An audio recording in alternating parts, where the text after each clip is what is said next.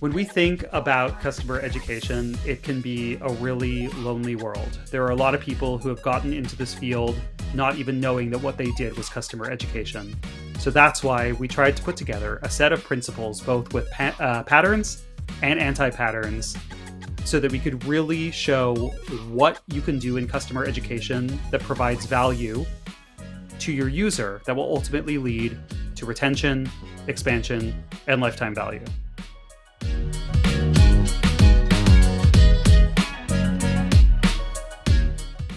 Good morning, good evening, good afternoon, wherever you are and wherever you're watching from. My name is Matt Pierce, host of the Visual Lounge, and today on our show where we talk about images and videos, we'll probably talk a little bit about images, video, but we're going to continue our conversations around customer education. And with that said, we've got a fantastic guest who not only wrote the book on customer education, but has a lot of great ideas, is working in the field, and will help and hopefully give us some great ideas on how we can run our programs. And if you're not running a customer education program, if you don't have customers, thinking about what they need, you really need to. So let me go ahead and introduce today's guest. Adam Avramescu is the VP of Customer Education and Engagement at Personio, Europe's leading HR technology company.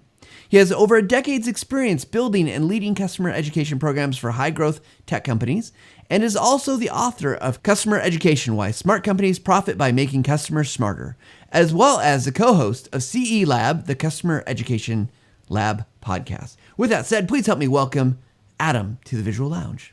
Hey, Adam. Hey, Matt. Hey, great to join you today. How's it going? So good. We're so glad that you're here. Now, some of our audience may have seen you. You were a participant in the Level Up event that TechSmith did, 2022. But also you're out at events and speaking. So it's a pleasure to have you here on the show. But we're going to start where we always start with our guest, Adam. Give us a little background. How'd you get involved and started with customer education? My gosh, probably have a background that is similar to a lot of folks who would listen or watch your show, which is I actually started my career as an instructional designer. And I was one of those accidental instructional designers. I didn't know that that's what I wanted to do out of school, but I knew that I had a passion for writing, language, structuring content, argumentation. I had an English and rhetoric major in college, and I had a mug that says rhetoric, not just for liars anymore. But one thing that I really liked about doing that course of study is you really do learn how people persuade each other, how people influence different behavior.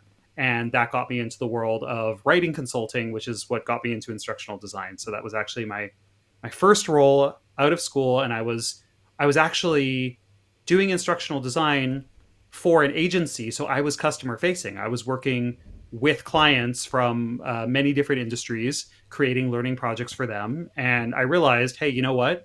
I really like this idea of instructional design and content creation. I really like working with customers. So maybe it would make sense for me to do something where I'm going in-house at an actual business where my audience is our customers. So that's how I first got into customer education. Awesome. Yeah, it does seem like a lot of folks accidentally end up as instructional designers, and a lot of it goes internal focus, or there is this really, I think, emerging trend where more people are focused on the end customer versus kind of the employees, which is why we're talking about this, because it's exciting and interesting. So, Adam, it's true. Go. Yeah, sure. I was going to say, with customer education, it's my podcast partner, Dave Darrington. He always says customer education is both new and not new. Just trying to make sure I got that quote right. Because in some sense, the customer education practice that we have today, it's newer than what a lot of people who are, say, instructional designers in learning and development are doing. But at the same time, it also has a lot of roots in education services that companies may have been doing back in the 90s or early 2000s. So definitely still has a lineage that it follows.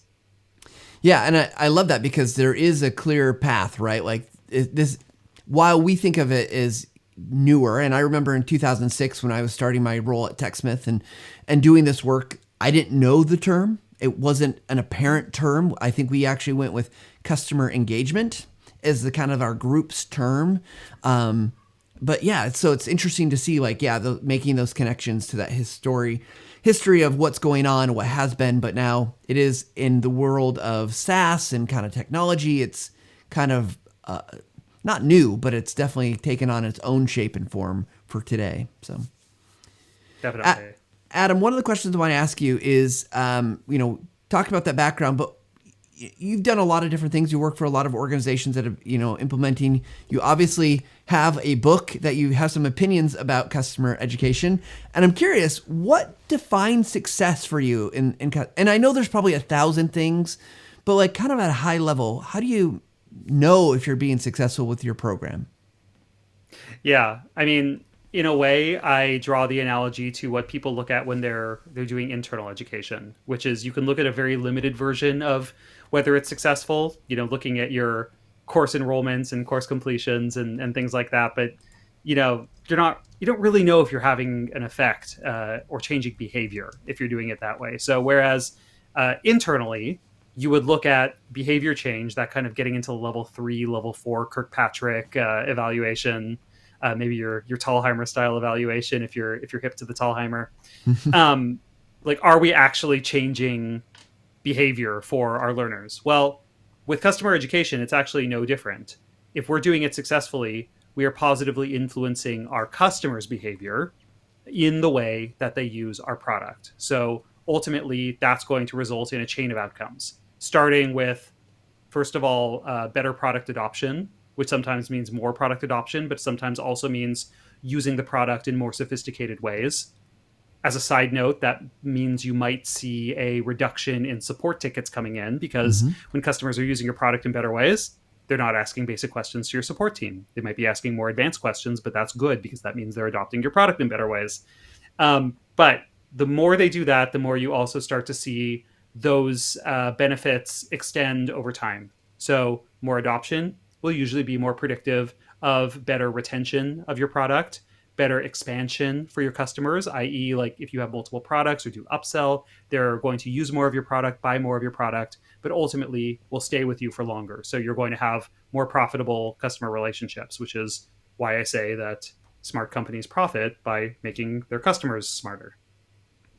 Absolutely. And I love that concept, right? That we're not just thinking about getting them to use the tool, but getting them to use it better, to get it to expand that usage, because it does seem like, and having seen this for a long time, customers oftentimes will adopt a product first time using it, and they'll get kind of okay with it. They'll figure out like Mm-hmm. what's the most basic things I can do with it, and maybe some will push into that kind of intermediate. But then I see there's this place where a lot of them get stuck and kind of the Yeah. perpetual intermediate. But if you can move them past Describing that, my relationship with Camtasia for a long time. not just you, a lot of people, right? Like you become a perpetual intermediate, and because the effort to move from intermediate to really advance is often difficult. And I'm not. This is not a commentary on TechSmith or anything else, but like it's a lot harder to move that needle, right? Because you have to have Yeah. desires. With any product, right? Like it's definitely not just a TechSmith thing. It's in fact, it's not even just any media production software, right? And it's not just a software thing for any product, especially ones that have really deep functionality and a lot of use cases that you can get into with them. There's always a place that you're going to start, right? There's going to be a first area where you find value. And in fact, if you're in the world of customer success, the term for that is first value. And typically, there's a pretty standard path that customers follow to get that first value. And there might be a few different flavors of it depending on their persona or their use case. But the first thing that you're ever trying to do as a company is nurture customers to get that first moment of realization that, hey, this thing can help me. But to then go beyond whatever that first use case is and get the full value of the platform, explore all the powerful features, see all the automations. You need to know how those things work, what they can accomplish for you, and you need to learn about those things in a moment of need where you're actually receptive to building those skills and getting those outcomes. So that's where a lot of companies really struggle to get their customers to that point. Yeah, man. Already learned. I'm like, it's hard for me even to think of the next question. I'm like, oh, okay, how I'm like learning so much already. So I So want many to. ways we can go. I know, and Adam, I want to get to our topic. So I've got one more question before you, before we talk about this customer education manifesto. Is, we're a show about visuals and using visuals, using images, video. So for you, what's one tip you could give our audience about using images or video in their work? There would be no customer education without visuals. So hard for me to pin down just one. You know what I'm going to think about? I'm going to think about one problem that is unique in many ways to customer education teams. And I get asked this all the time because customer education teams are typically responsible for owning parts of the documentation, like the help center. Certainly we do in our case, as well as producing courses and other resources, even job aids that can be delivered to customers. And that means that inherently you are using a lot of visuals of your product. Mm-hmm. And if you have a rapidly evolving product, which a lot of people in my field, at least in technology and in SaaS, which is software as a service, as they do, that means that every time you produce something, it's almost immediately going to go out of date. So there are many ways that you can address that. The most sophisticated way would be to use something like a digital asset manager, so that you can make sure that every time you have an image or a video in one place, you can update it in that digital asset manager and it'll go populate everywhere else. So it gets automatically updated. But there's a lot of things that you can do from a content perspective as well to make that a little bit simpler on yourself. For example, if you can use things like a simplified UI Mm-hmm. in your video instead of using your actual uh, product UI and showing every click within an actual production environment, that means that maybe smaller changes can happen to your product and you're not going to go have to change the video or the screenshots every single time because you've already done the work of making sure that your visuals and your videos don't track completely one to one with the actual live product. Yeah, I love that, and that we often refer to that as a SUI or simplified user interface. But it also, and I'm sure with where you are in your work, localization is also a consideration with that, right? Because then you can, the Mm-hmm. text is probably maybe it doesn't even have any text. That's English or German or French or whatever language you're having to work in. So that's a great tip. I love that, and I love the Yeah. the idea of a digital asset manager. You know, replace it one place and it populates wherever it needs to be. That seems like the dream, actually. Especially when localization is involved. We serve customers in many different languages: English, German, French, Spanish, Dutch. I think there's one now that even I'm forgetting. Apologies to the Italians, I believe. So, yeah, and more to come. So, you can imagine that the content maintenance problem becomes a multiplicative problem the more languages and markets you add. Yeah, absolutely. Well, Adam, one of the things when I was preparing for our conversation, I've had a chance just to know you over couple years now, and I watch your work with interest because I think you're just doing fantastic stuff. But one of the things that I've seen that you and your podcast partner Dave Darrington, who's been on the show a while back, you guys released the Customer Education Manifesto, and I want to talk about this. So, from a high level, what is it? Yeah, so we released this customer education manifesto back in, I want to say, 2018. I don't know if I have the exact year right, but it was around the same time that we started doing the C Lab podcast. And the reason why we started doing the C Lab podcast, as well as the reason why I wrote my book in the first place, uh, wasn't even necessarily because we had a lot of strong opinions about customer education, although we do, but rather because, especially at the time, there weren't a lot of resources out there for people getting into the field.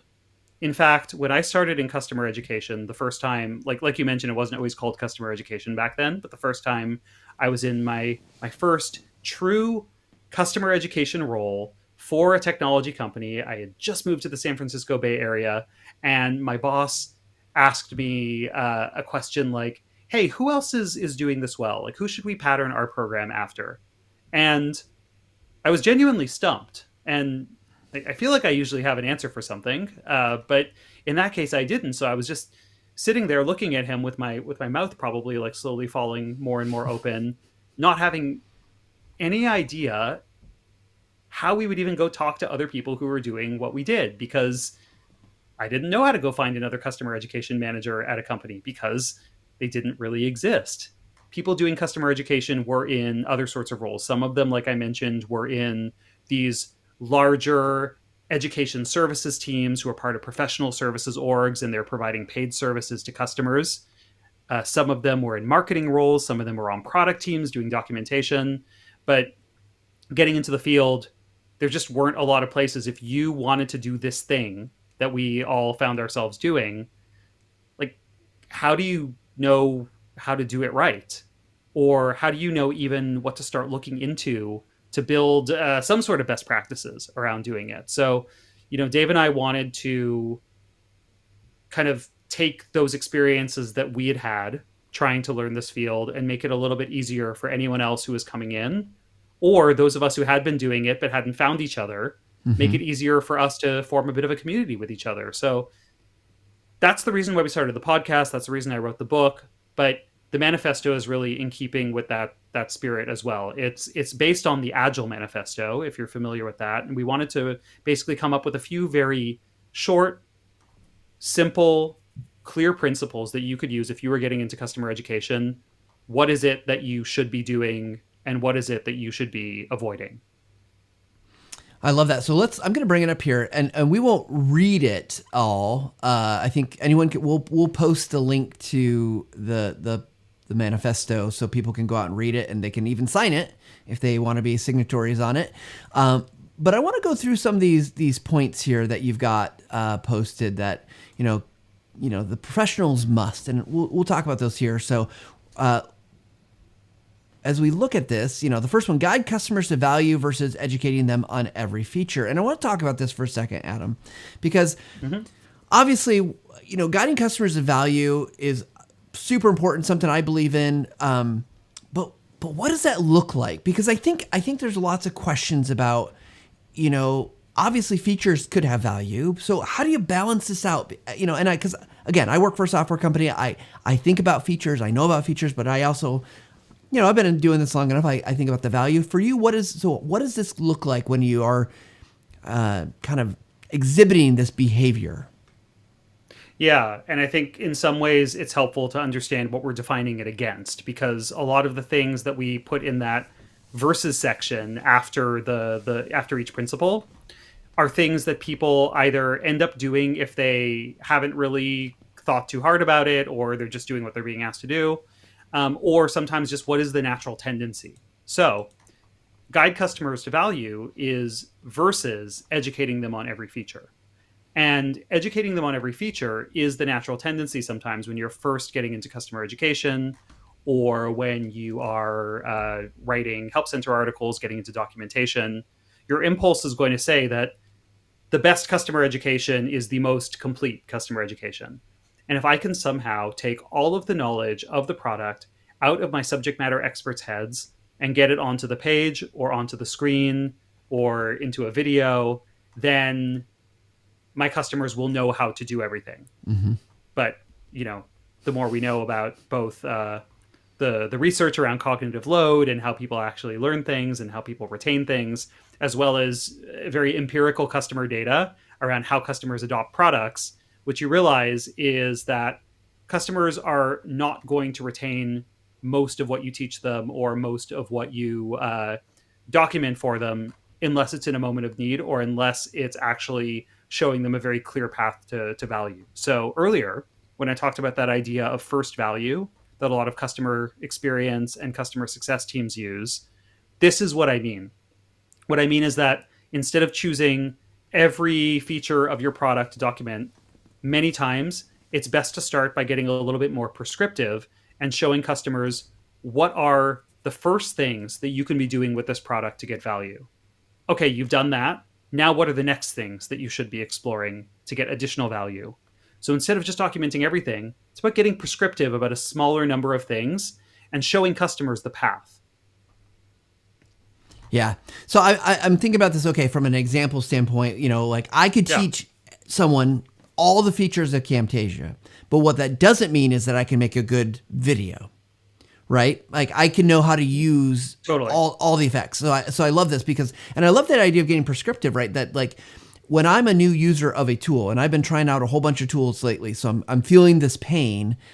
I know kind of like, okay, I want to do this thing, but I don't necessarily know the path to get there. So I love this idea that you're saying make it prescriptive, right? And it might not be for everybody. You might hit 80% or 50%, or maybe you have to have a couple different paths to that people Yeah. can choose to go down. But so I like this. I like this idea, and it makes great value. Oh, I Well, that's want the to get. downside of being opinionated, right? Is that like not everyone is going to agree with your opinions, but it's better to do that than to just say like, "Hey, here's everything, and why don't you go through our you know 72 step product tour and see everything."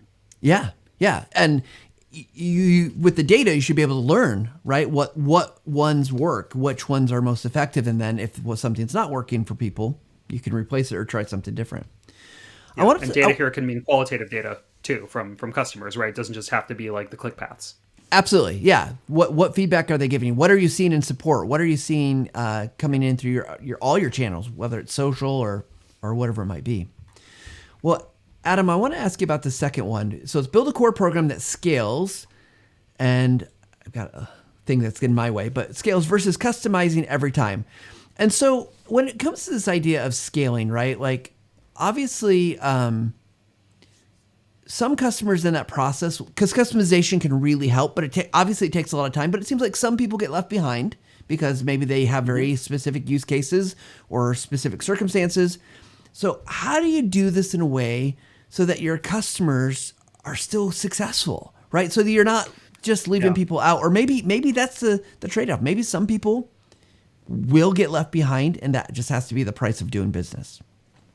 This is probably the spiciest of the principles in the manifesto, I and like not it. everyone agrees with it. Yeah, there are.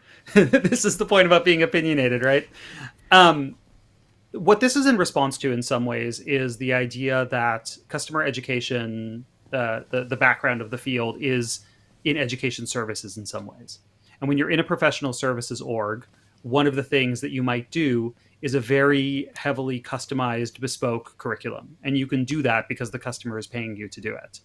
However, in modern customer education, especially for customers, or sorry, for companies or products that serve a lot of consumers or many small businesses, where their use cases might be a little bit simpler, but there's a lot of them out there.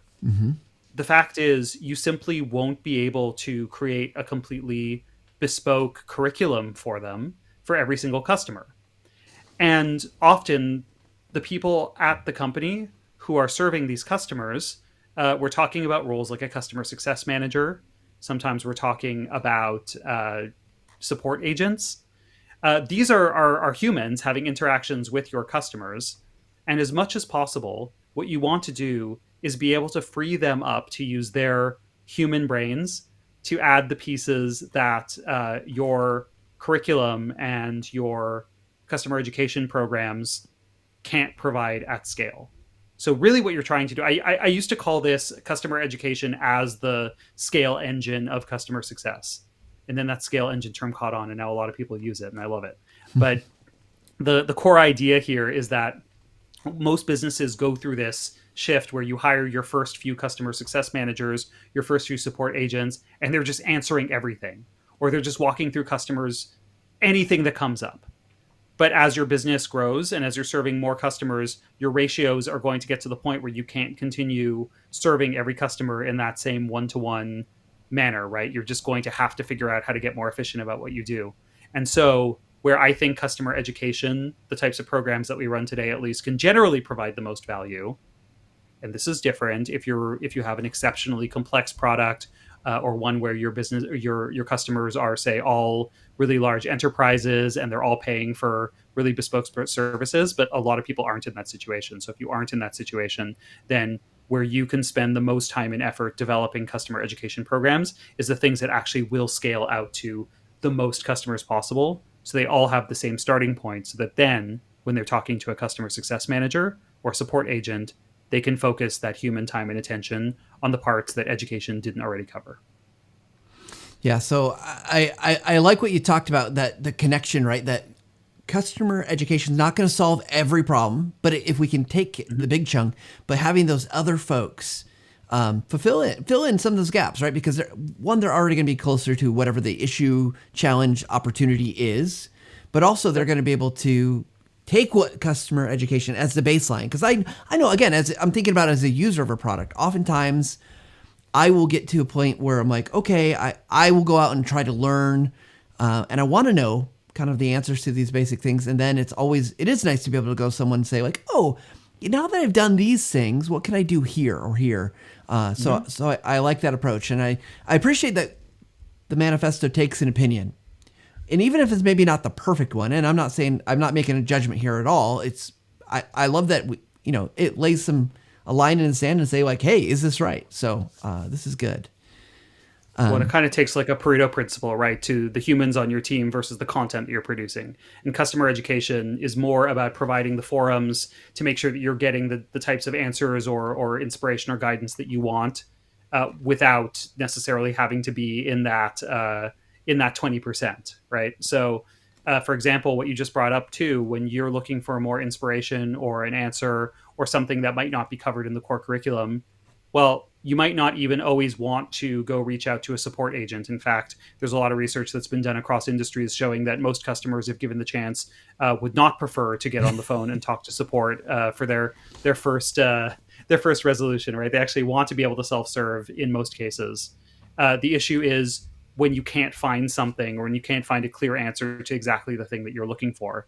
And that's where actually providing multiple types of resources in a customer education program that still operate at scale becomes really useful. So, for example, at Personio, one of the ways that we educate our customers, like one of the functions on my team, is our customer community. And so you can go to our community, and even if something is not in our core documentation, you can bet that someone has probably asked the same question that you've asked before, and you can find an answer from another user about some of those harder to reach use cases. And I'm sure for TechSmith products, that's even more so, right? Because you've got so many different users trying so many different things in your software that you really do want to learn from other people. Yeah, absolutely. And I love that bringing in of community, right? It's not just always a document or a video or a course. There's these other ways that we can build and help our customers be successful. So Adam, we've got a bunch more of these principles to go through. I don't know that we'll get through all of them, and that's okay.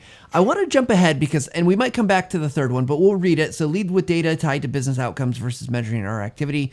I'd recommend anyone who didn't watch last week's episode with Debbie Smith to go and do that because we talked about that. But so Adam, we might come back to that one, but I want to talk about this fourth one. Use agile practices to ship solutions quickly versus perfecting the content.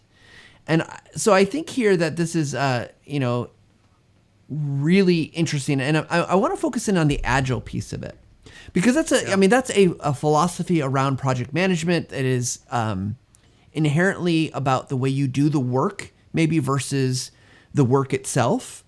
And I'm curious, for you, what's the core to why agile and what about agile really spoke to you as the group was putting this together? Yeah, so this is the word agile in here is a little bit cheeky because our customer education manifesto is based on the agile manifesto. And what we're not saying here is you must use a specific agile methodology, like you must use Scrum, you must use a Kanban board, et cetera, et cetera. There are software development teams that will give you very strong perspectives on that. And there are instructional design teams who also have their own really interesting agile methods. Like, for example, meeting a lot of L&D teams who use something like Llama as their agile development method. I think it's super cool. But what all of those do, regardless of which one you use, is basically puts you in a situation where you are constantly iterating towards perfection instead of spending all this time developing something perfect and then bringing it into the world, not knowing if it's going to be used or not. So especially in the world of customer education, we need to ship quickly. We can't be too precious about what we release. So we need to be able to put an imperfect version of our product out into the world and learn from it quickly and iterate based on that. Customers will tell you pretty quickly what they're, if you missed something. So my guess is that one of the things with what you said that I could hear the argument in my head is that great idea. Let's put it out there. We'll learn from it, then we'll replace it. But the reality is it's really hard to get back to replace it. And what would you say to the organization that's struggling with that concept, that they know there's 10,000 things on their list of things that they should be doing, want to be doing, could be doing, but getting back to things is challenging, and the likelihood is it might not happen. What do you say? Yeah, because it's not new, it's not shiny. What have you done for me lately? Yeah. I have a practical response and a spicy response. I love it. We'll go with the practical. We'll go with the practical response first, which is, I think one way that you can codify this is by putting a framework around the way that you update and iterate on content. So, for instance, one thing that I'm very passionate about doing in the organizations that I lead is having a framework to measure the performance of content that already exists. And usually I will do it as a 2x2 framework. So on one axis, I have discoverability, which is how consumed is this content? If something is really popular, more eyes are on it. That's probably something that we'd be more likely to prioritize making updates to, fixing, iterating on over time versus something that nobody is going to. If nobody's going to it, then we don't have to worry so much about making the content better. We have to worry about getting people to it, or was this even the right thing to work on? On the other axis is value. So that's your satisfaction scores or your upvote downvote ratings or whatever you use to indicate the quality. So very quickly, by using some sort of prioritization matrix like that, you can make the argument to say, hey, you know what? We've had this many users visit this course or this video. It's got an average rating of this. Clearly, that is a signal that this is something that we have to go back and improve. Therefore, we're going to argue to prioritize this. So it doesn't really become an issue of, hey, we're never getting around to update anything that we've produced. It's more a matter of how do we choose what the most important things to iterate on are, which kind of leads into my spicy response, which is that I think it's okay for a lot of stuff to stay in that first draft mode, because I think sometimes we're looking for something to be so perfect and so polished that we lose sight of, does perfect help the customer do better than an 80% version that we came up with? I would never say like put something completely sloppy and that's not fit for purpose into the world. I like the idea of having a minimum lovable product, not just a minimum viable product, or some people call it like a minimum viable product that we're proud of. Mm-hmm. So that's what I would say should ship quickly. Like do something that is still sufficient and fit for purpose. But I would be okay not coming back to every single thing. I would come back to the thing that actually has data to support coming back and iterating on it. Yeah, I think this feels like it goes back to the point we didn't talk about, is these business outcomes, right? Like understanding what is important to the business, what's making an impact, and keeping an eye on those things so that you can make the right decisions and not just... I'm sure Debbie said this. Yeah, sorry, go ahead. No, go ahead. I'm sure Debbie pointed to this as well in her discussion, but if you as a customer education leader or a customer education professional can only speak the language of learning but can't speak the language of the business, or can't align with the outcomes that the business is trying to achieve, then you're not going to be able to make much of an argument for doing anything, much less updating your content. And she did, so... no worries. Yeah. It's good to be iterated though, but because I think this is this is a struggle, and I hear it in the customer education realm, I hear it in the marketing realm, I hear it in internal training, I hear it, right? This is the concern, is like, we're going to do this and then we're not going to be able to get back to it because of X, Y, Z. And sometimes that's a legitimate, like, oh gosh, yeah, we do need to iterate. It needs to fall into priority, and we have to understand what makes something for a priority. So I love what you were saying, just that approach, right? Like, don't just look at it as like, oh, we have to get back to everything, but what's the most important things? What's going to have what is having the most impact?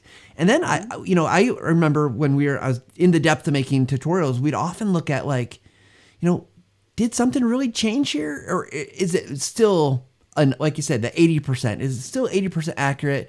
Or are people going to be confused by it because we didn't make a change? And we were doing a lot with videos, so the cost to change is sometimes a little bit harder, because it's like, well, yeah, it's just easier to start afresh from the recording than trying to fix it. And customers will tell you if they're confused. Make sure that they have a way to rate your stuff, and they will tell you. They absolutely will, and we appreciate it. It's good to hear. Okay, we'll talk about one more point here, then I think we need to wrap things up with our speed round, but I want to talk about the designing experiences we actually want to learn from versus building safe, dry learning.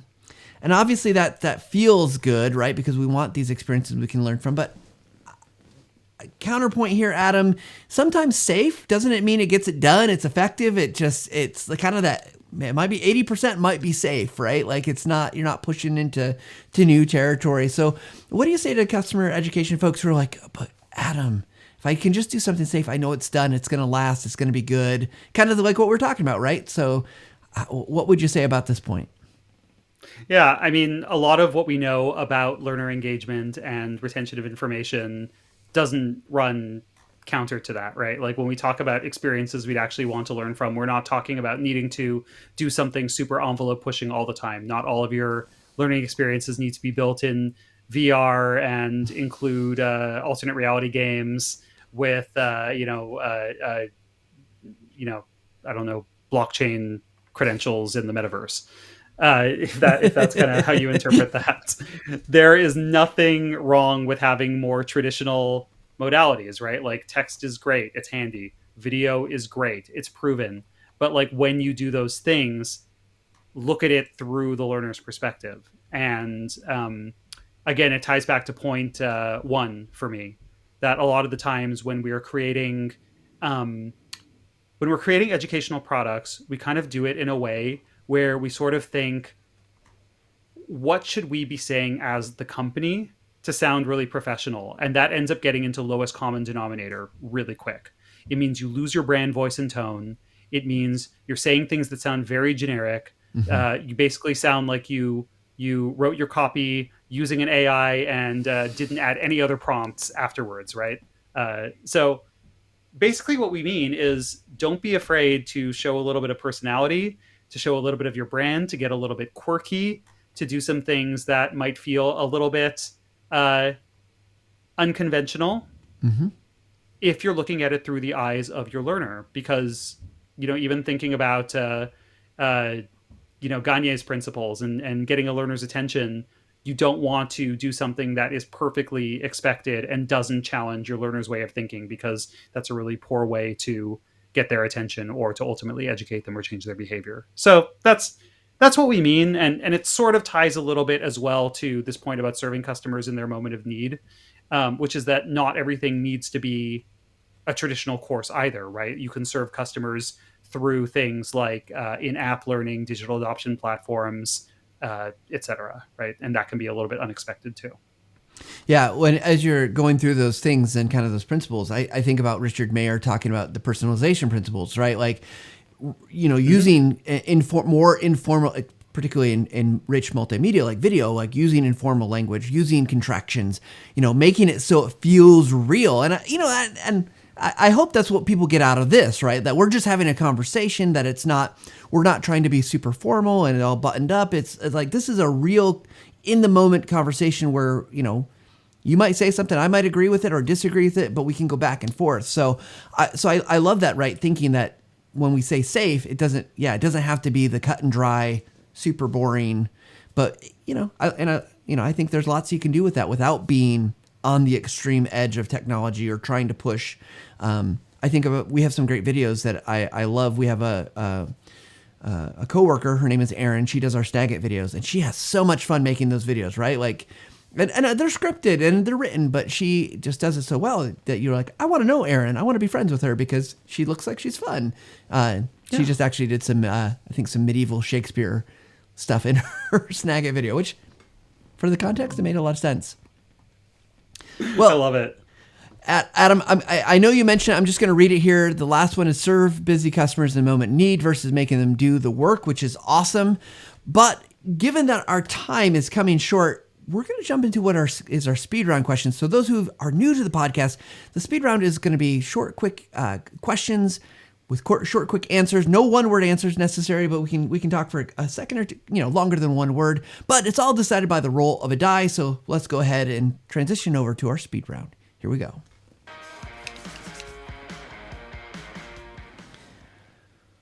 All right, Adam, we're going to bring up our dice cam because, we've got a dice cam on the show. So here we go. The first roll of the die coming out. Oh, it's a nice spin on that one. It looks like Ooh. that's a 7. So So we're gonna. okay, good. I didn't get a critical miss. No, no, not a critical miss. It's a D12, so critical misses are a little bit harder. But question number 7. This is a fun one. If you had to shift careers and out of the world of customer education, what would you do? Where would you go? Oh my gosh. I mean, I have a background in playing music. I used to play in bands. And so, if money were no option, I would definitely get back into somewhere like songwriting or performing music. Oh, that's awesome. I had that's something I've just learned about you, which is very cool. I'm also finding there's a lot of folks in our industry who are musicians and like really talented. And I'm like, man, I wanted to be a musician so badly when I was like in high school, and not like marching band, but like a rock band, and I was not good. It was bad. So I did There's not. something about the field though that attracts the artistic urge. I don't know what that is. It gives us at least a minimal outlet, right, to do creative work. So, all right, Adam. Next question. Here we go. Next roll of the die. Oh, we're getting some great spins today. Great spin. Oh my goodness. And that is hard to see from the camera. So that's a 9. This one's been coming up a lot lately. So I, got to check my dice here. So question number 9. Okay. I asked you several questions. Some of them, obviously, I was pushing on you a little bit. What's a question you wish I would have asked you, but I did not? Ooh. Maybe like, we talked a lot about the things that we advise customer education professionals to do here versus some of the common tendencies. Like maybe what is one of these mistakes that I made when I first got into customer education? Well, Because I've definitely done a few of these. so okay, we don't have a ton of time, but I want to ask you what's one big mistake that stands out to you that you did make that you're like, oh my gosh, if everyone could just avoid this, we'd be better off. Yeah. I mean, I think one thing that I did that wasn't even necessarily directly on this list was I made a big mistake in assuming how much subject matter expert support that I would get. Because when you're educating customers, you're doing it at scale. You're not necessarily getting a direct feedback loop from them, but it means that often your subject matter experts are either people working directly on your product who have very limited time, or people who are interacting directly with customers. So in a way, any assumption that I could make about how much of what percentage of a person's time that I would get, I had to beg, borrow, and steal to make sure that I got that time with subject matter experts. Yeah, and work to make sure it is understood in their work as a priority of some sort, right? Like at least so they're aware. Because I definitely I've dealt with that, and it is tough because if you don't know anything about your subject and they do, mine was water purification. I knew nothing about it. I learned a whole bunch thanks to a good SME, but it was hard to get his time. So, all right, Adam, we're going to do one more question here. So let's get rid of that question 9. Let's see what kind of dice roll we get here. All right, number 12. Critical hit. You scored the critical hit. So our question is, what's your one go-to tool that helps you get your job done on a regular basis? This could be software, a piece of physical gear, templates, whatever it might be. Do you have something that just you couldn't do your job without? Oh my gosh, that's a really tough question. That's why it's number 12. Yeah. Yeah. I mean, I'm gonna plug my former employer here. Like, I don't think I could really live a day at work without Slack. I live a lot of my life and plan a lot of my work over Slack. I use it for a lot more than just chat. I use it for following up with action items, planning my to-do list, trying to automate parts of my workflow. So I didn't just work there, but I'm also a user. Yeah. I actually love in Slack, and I've been doing this a lot lately, is sending myself reminders. Yes, and now they have like a schedule for later feature, so you can take anything and put it in your later column, and now you don't just have to like type in the DM like D and look at your drafts, which I still do sometimes, but they've changed that. Yeah. Awesome. Well, Adam, thank you so much for all your time and your great answers today. Where can people connect with you? Do you got something you want to share with us? How can they get the book? Yeah, book is on Amazon. That's the best place to find it. So any of your local Amazon sites, search for Customer Education and you will find the book. You could also go to customereducationbook.com where you can find the link. Our podcast, C Lab, is on all major podcast places. So go to any of the pod places and type CELAB. And finally, if you are in HR, which I know that a lot of folks in this industry are, head over and see what we're doing at Personio. Go to personio.com/voyage and check out our new educational brand. Awesome. Yeah. What a great example of customer education. Speaking of what you do, right? Like making it work. So, all right, Adam, as we wrap up our show, we like to ask our guests for their kind of their summary of what we talked about today. So, Adam, what is your final take? Whew, okay. When we think about customer education, it can be a really lonely world. There are a lot of people who have gotten into this field not even knowing that what they did was customer education.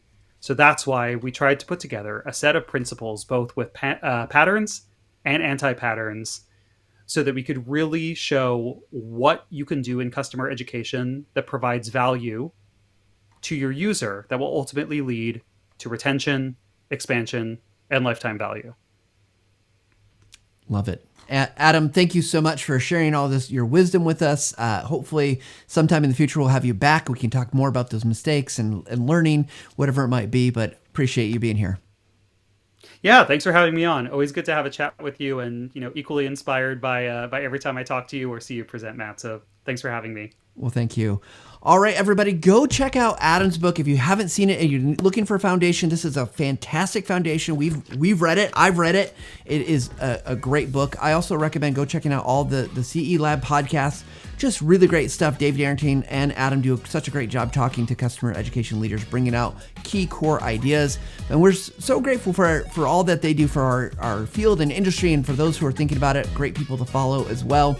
But like you heard today, you don't have to have a manifesto to apply great principles, though, for customer education. But what you do want to be thinking about is these great ideas that Adam's talking about. Like, how do you get to the moment of need? How do you help people find the things that they need and continue to go forward? And if you're struggling with all that stuff, don't worry about it. Just take one day at a time. As like we like to say, take a little time, level up every single day. Thanks, everybody.